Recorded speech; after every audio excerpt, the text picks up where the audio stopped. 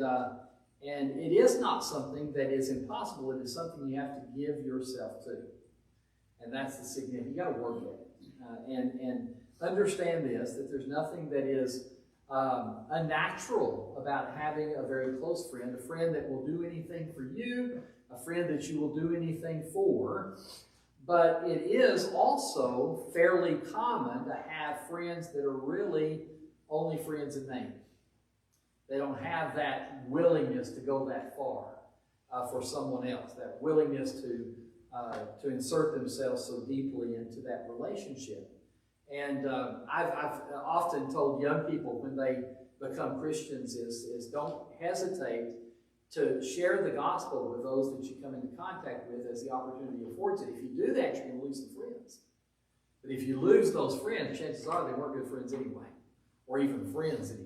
They may be friends in name, but if they allow a good thing that happens to an individual and the desire to talk about that thing to come between them because it's annoying to them or because they have changed and that change makes them no longer appealing, then they weren't truly a friend in the first place. And so friendship is something that can be and should be extremely intimate. We need to be close to friends. We need to love friends, and that's something that is indicated. It's especially the case in the Lord's church. Okay, now the other thing, just so we can find some example of what this intends, is in 1 Samuel 19, the next chapter, verses 1 through 5. We are told there, on this occasion, that Saul spoke to Jonathan his son and to all his servants that they should kill David. So Saul actually told Jonathan, you know, this friend of yours, you need to go kill him. Okay? So Jonathan, Saul's son, he delighted greatly in David. Here's their friendship. Jonathan, verse 2, told David, saying, my father Saul seeks to kill you. Therefore, please be on your guard until morning and stay in a secret place and hide. And I will go out and stand beside my father in the field where you are. I will speak with my father about you, and what I observe I will tell you. So David has to hide. This is a dangerous situation that they are in. Jonathan gives him word to hide out, and I'll try my best to sway my father, who has told me to kill you. I'm not going to kill you. I'm not going to do that. But he says in verse 4 of the text, Jonathan spoke well of David to his father, said to him, now this is the king, this is the monarch. Sons have lost their lives for speaking out against their father. We'll put it that way. So it was not just a simple thing. Now they may have had very good relationship between them, but it didn't change the fact that no matter what the circumstances were, Jonathan was going to speak on behalf of David because of the covenant that they had made, the covenant of friendship that they enjoyed with one another. So this is what he said in verse 4. He spoke well of David to his father, said to him, let not the king sin against his servant, against David, because he's not sinned against you, because his works have been very good toward you. For he took his life in his hands, and killed the Philistine, and the Lord brought about a great deliverance for all Israel. You saw it, you rejoiced. Why then will you sin against innocent blood to kill David without a cause? Now we know all the examples of Jonathan looking out for David and his efforts to help him escape the hatefulness of his father. He was able to persuade his father for some time, but it came a time when he no longer could, and so sought David's life. But this is something that was an indication of a close relationship. And what it indicates is that Jonathan was willing to do anything he could for David. And especially in regard to saving his life in contrast or in opposition to his father who wanted him dead. Now, I do want you to note it was reciprocated. I put that in the article that I wrote this week. Because after Jonathan and Saul died in battle, then there was a man by the name of Mephibosheth, I think is the way. I can't remember the exact name of the man, who was of the family of Saul, who was taken in by David because of Jonathan. As a kindness, Mephibosheth, what? Yeah, that's the one. Okay, Mephibosheth. Sorry, the word got mixed up in my mind. I studied it earlier this week, but I haven't done a good job with that name. But anyway, as a result of that, his family, he ate at his table, his family was taken care of. So David took care of Jonathan after his death as well, because he was kind to Jonathan because of what Jonathan had done for him. So this was a reciprocal relationship we find in this case. We hear more about what David received because that was the narrative that needed to be shared with God's people. But David likewise loved Jonathan in the same way. Okay? All right, questions, comments about this particular indication of particular friendship? There are others that we had mentioned. We'll not go through them, but we're familiar with them. Ruth and Naomi. We're actually, when we get into thought questions, we'll discuss them a little bit. Ruth and Naomi in Ruth chapter 1. Daniel, Hananiah, Mishael, and Azariah, or as the Babylonian names are given, Shadrach, Meshach, and Abednego. In Daniel chapter 1, verses 6 through 17. We have in 2 Kings chapter 2, the great prophet Elijah and his progeny, his individual who followed after him, which was Elisha. And there is something to be said for their friendship as well and what they did for one another. 1 Corinthians 4 and verse 17, we have Paul and Timothy. We have Jesus in John chapter 11 with the family of Lazarus. Lazarus, Martha, and Mary, and the great friendship that was seen on that occasion. We'll talk a little bit about that. And then Jesus and his apostles in John chapter 15. I added to that, in verse 14 of the text, Jesus' statement to his disciples, "You are my friends if you do whatever I command you." This is not a parallel friendship in this particular case, which is an amazing thing about Jesus. Jesus was their Lord, but he was also the one that washed their feet. So Jesus was a friend to them, a greater friend to them than they were to him. In fact, as we see with regard to their leaving him during his time of tribulation before his death. But the fact is that they had a great love and kinship for one another that was fostered in the years of ministry that they had together, their willingness to sit at his feet and learn from him, and their living together for that period of time. So they were great friends as well. Okay, so the important thing, though, anybody have anything? We're going to talk about these in a little bit when we get to the questions. If you think anybody wants to add before we go on. The second lesson that we're going to talk about, the second point here, is what friendship accomplishes. Let's go first of all to Ecclesiastes chapter 4 and verses 9 through 12. Someone read Ecclesiastes 4 and verses 9 through 12 for me, please.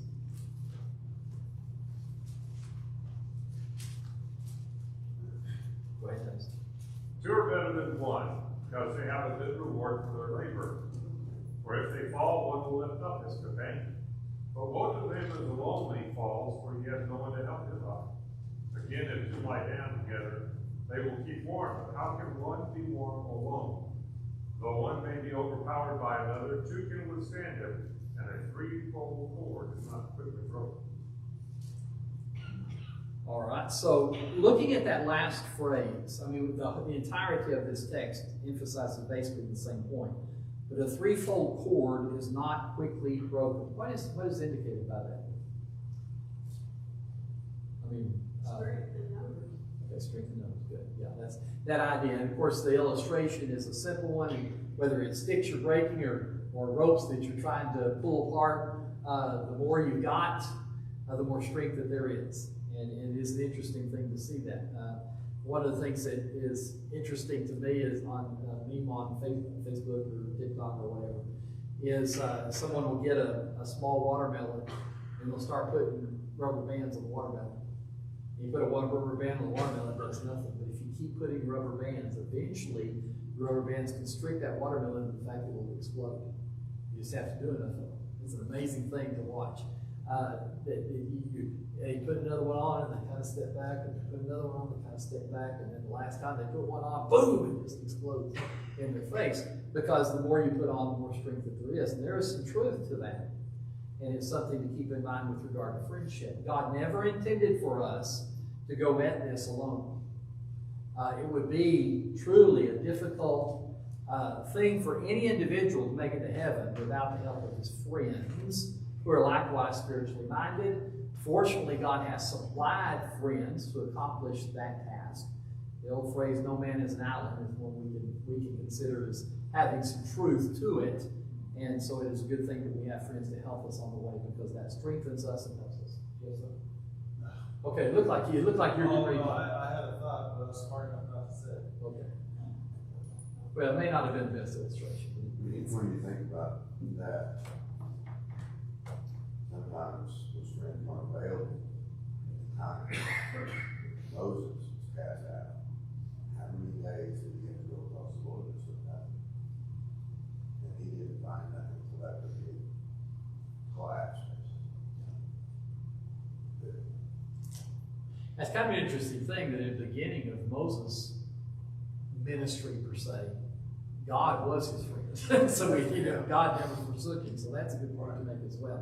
Yeah, one of the things to keep in mind is that friends can be fickle. You don't want to be a fickle friend. You want to be steadfast and helpful.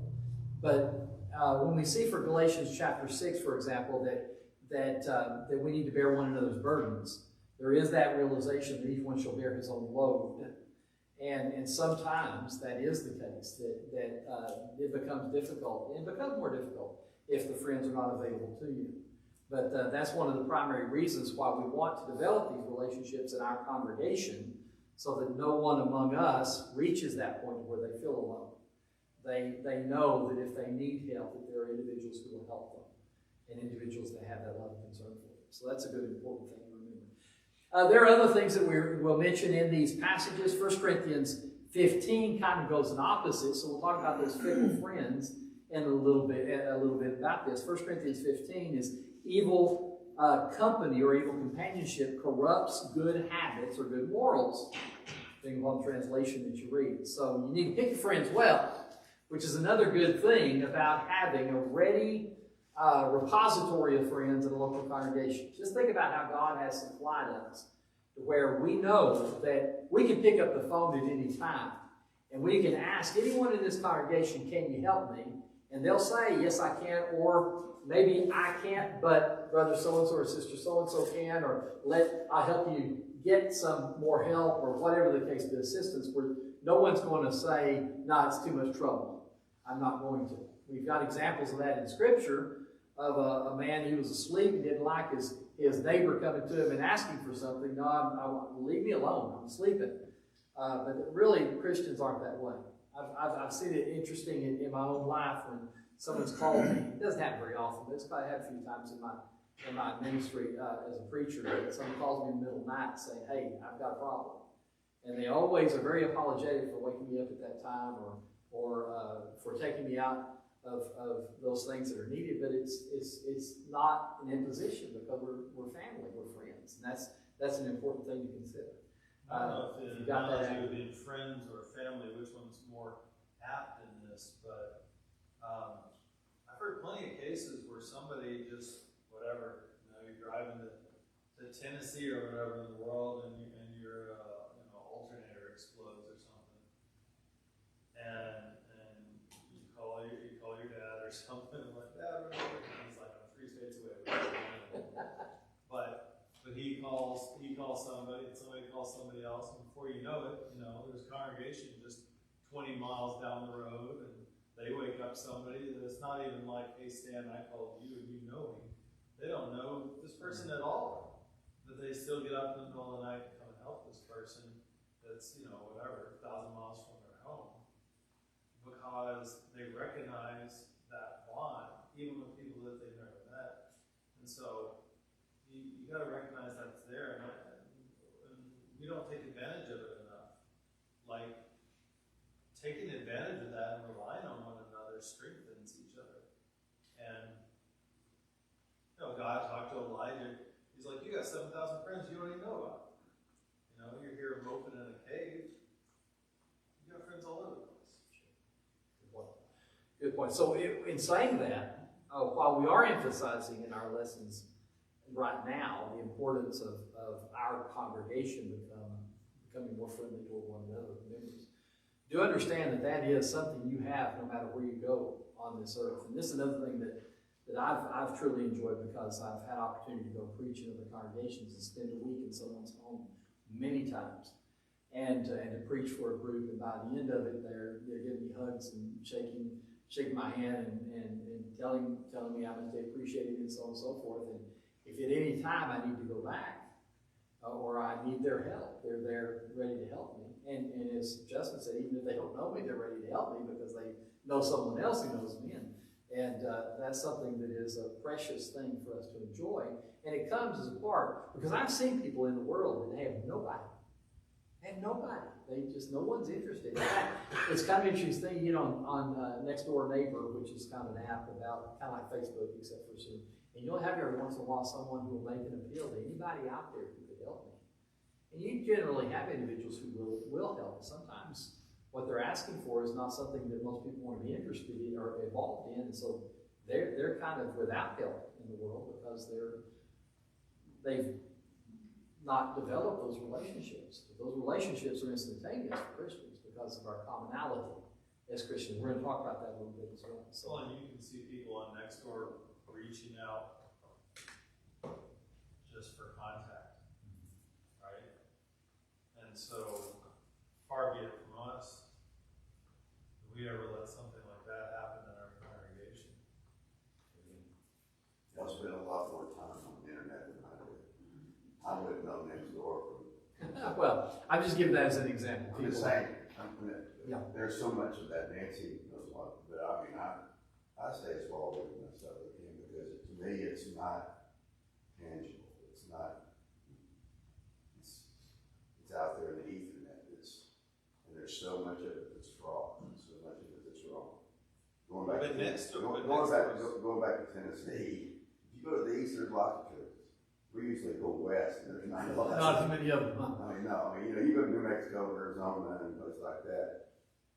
There's not enough people out west to have big churches, but you'll still find them that'll help from time to time. Interesting thing about that Nextdoor situation is generally the people who will respond to such appeals, someone who's isolated and alone, are people with Christian values.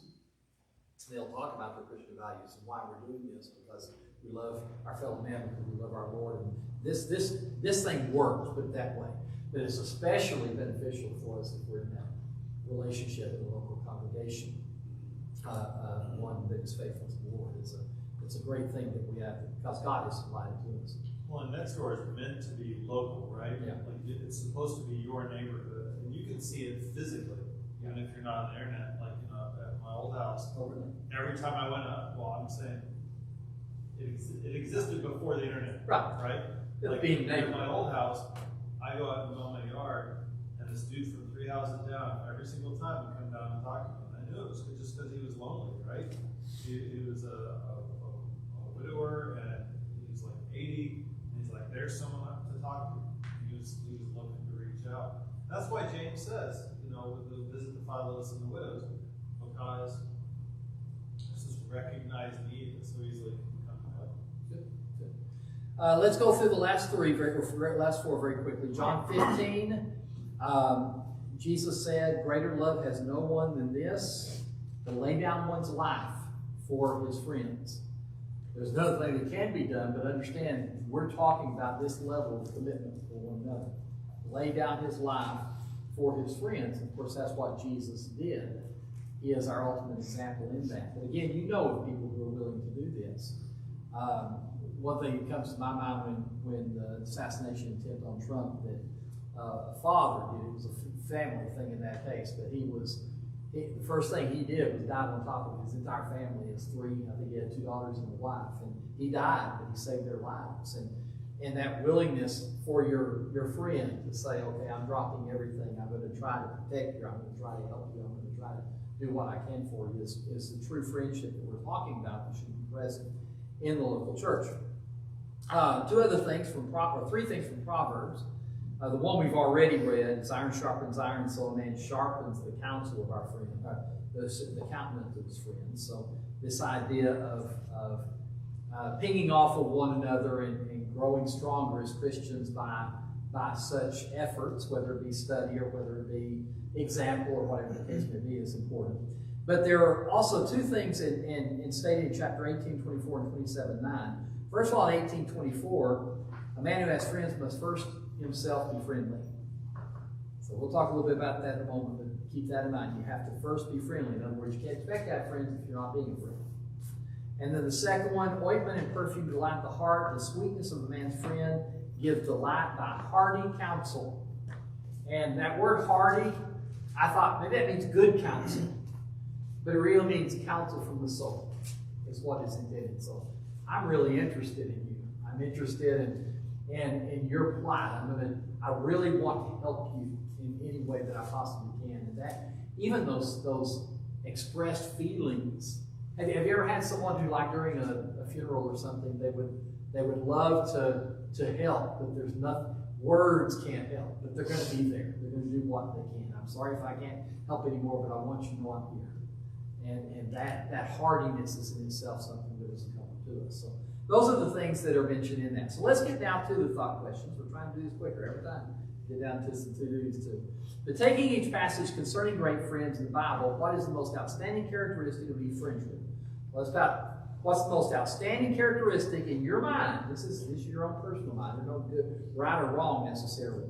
But your mind, what is the most outstanding characteristic of the friendship between David and Jonathan?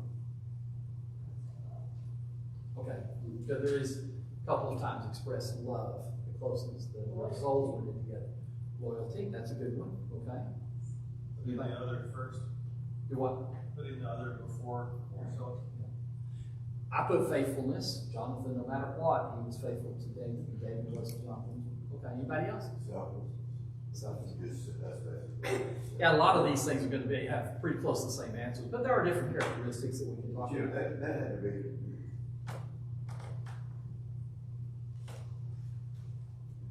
That had to be remarkable. I thought a lot about that, especially when these whole sections started coming out something that was. Yeah. I really got kind of irritated. And I've known, the only thing that I have that's that close is Jess, my son. And that's maybe a shame. When you think about the kinship that they have, that's what that is. It's a kinship. It's an likeness of mind. It is so profound. It's for him to go against his body. Knowing that he can himself. Yeah, it was a remarkable thing. I think that there's a lot I could say about that with regard to the distortions of that, but that idea of how remarkable a relationship it was, and one that was very important to know in that regard, which is one of the reasons why they tried to ascribe that to something ungodly, because, that means look how good this is, and this is wholesome and healthy and such, and that's not what it is at all. How about Ruth and Naomi? We're familiar with them as friends. What would that be? Yes? I would love Ruth and Naomi along with Elijah and Elisha. Okay. From the point of view of Elisha and Ruth, is a steadfast devotion for their friend. Elijah tested Elisha 3 times to try to get him to stay that, and he refused. He said, I will go all the way. Ruth did the same thing. When the other one left and went home, she refused to go. Steadfastness, that's a good point. So these are the good things you get into. Anybody else? I put the sacrifice, specifically referring there to Ruth's sacrifice and leaving her homeland in order to go with Naomi. It was a great little sacrifice that was there. But that's the one side of it. Although I would say there's probably sacrifice that would be involved in Naomi taking her under her wing, and Boaz the same in regard to that. Daniel and his friends. Not much about their friendship that is found in Scripture, but there are a couple of points to be made with regard to them that we could refer to in friendship. What is that? Right? How about their commonality in their faith? Okay? So we have these individuals. They were all from the same place, all about the same age, all came to Babylon at the same time, all suffered as a result of their faith. And while Daniel's got the preeminent position in it, and Shadrach, Meshach, and Abednego, we talk about them with regard to the one thing that happened with them, the testing of that faith. That commonality, that they would not eat the king's delicacies, and they would they were together in regard to that. And I wanted to emphasize the importance of that commonality. All right. Okay, then we get into Elijah and Elisha, the steadfastness in faith. I put the kinship in purpose and person. They were very much the same in regard to that and had the same purpose. So that's another thing. What else? Anybody have anything else about Elijah and Elisha? Courage. Talk about that. Then we get into Paul and Timothy. What about Paul and Timothy? Okay, let me ask you a question. Is it necessary that all friendships be completely equal? This is not ruling, Jeff. Just talking about it. Yeah. All three. Okay. Good. Father-son relationship, spiritual kinship. Paul saw the good that was potential of Timothy. Paul. That's exactly right. So we're talking about a mentorship here. When I went to India, I was very glad to step aside and let Bobby Holmes get most of the attention that came upon me because of the culture.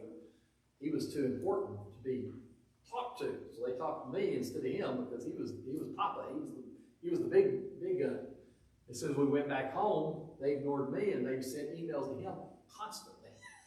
It was kind of a peculiar thing, but to be his Timothy, that was something that was a real honor for me. That mentorship, where you have someone who is teaching you and mentoring you, and you have someone that you can dispense your advice to and to develop. That's a very important thing, and that is a dynamic that should be present in many congregations. And also that during the course of those relationships we develop, they don't always get along. You can't just give up because they don't get along. Good. When there's disagreement, there's Gotcha. just questions. I mean, there's disagreements between those guys. Yeah, it happens. Did with Paul and Barnabas, didn't it? As an example. Okay, how about this one? We get to Jesus and the family of Lazarus. What was the significant aspect of that? I would say the familial relationship that they had, almost like family, because I think as far as we know, Jesus' own brothers did not believe in him until after his death. James, but these did. He was very close to them that way. Good. Familial relationship, that's good. I had tenderness. That was the primary thing that I got from that. He wept at Lazarus' death. He died with them, as was indicated. One of the most precious things is when Martha was a little bit scattered, she went to him and said, please, do something about Mary. And his tenderness toward Mary is something that is amazing as well. She's chosen the good part that shall not be taken away from her. So that kind of tenderness and familial relationship is good. Then we get to Jesus and his apostles. No closer relationship than that, no. But what is that? Jesus as an example, a singular purpose to do God's will. Jesus as an example. This would be that mentorship, certainly, to the nth degree. The washing of the feet, as is an example of that. But I do want to know that after his death, once they returned from his resurrection and became witnesses, each of them were singularly determined to serve the Lord until death themselves. And so there's that devotion in return that was present there. Anybody else want to add anything else to any of these? Yes? I think the one commonality that they all have is that they look beyond what was right in front of them. They all look for the goal. So that friendship, they don't necessarily just, I mean, look at like Paul and the dire situations that he was in and stuff, but he found happiness, and when he worked with people, he looked beyond what was right in front of him. Good. Very good. Okay, let's go on and we'll go through quickly a few of these others. That was the long one. Discuss what it means that in order to have friends, a man must himself first be friendly. That's kind of an obvious one, isn't it? You can't expect people to like you unless you make an effort to like them and express that like. Anybody want to add anything to that? Okay, then we go on to question number 3. Stan. I'm sorry. Yes, Sorry, Rachel. I wanted to say, back to 2, friendship isn't passive either. It's more than just liking someone and them liking you back. You have to actively cultivate that friendship. Good. Being friendly is not just saying, hey, I like you. It's actually expressing that friendship by action. Very good. Question number 3, who do we want to be our greatest friend? Hey, good deal. He can do the most for us. He has the greatest affection and love. He laid down his life for his friends. And then question number 4, is the commonality that we have as Christians sufficient to make us great friends? If not, why not? Okay, rule says no. I had yes for probably a very different reason. What do you mean by that? Well, I don't need to know the absolute sense of this mean that what you did or you said, it cannot be passed. So you have to cultivate it. You can't, you know, how many times have we heard this, a daughter-in-law, they're Church of Christers. If you're familiar with denominational churches, or Sectarian view of things. sectarian view of things, you know what that means.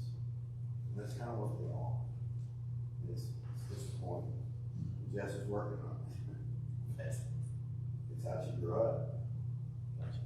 But she's not supposed like that. Just give that as an example. Most institutional churches are like that.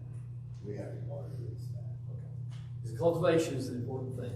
The point that I was making is that the fact that we all have that commonality gives us immediately an affinity toward one another, that we work together in that way. That should be enough for us.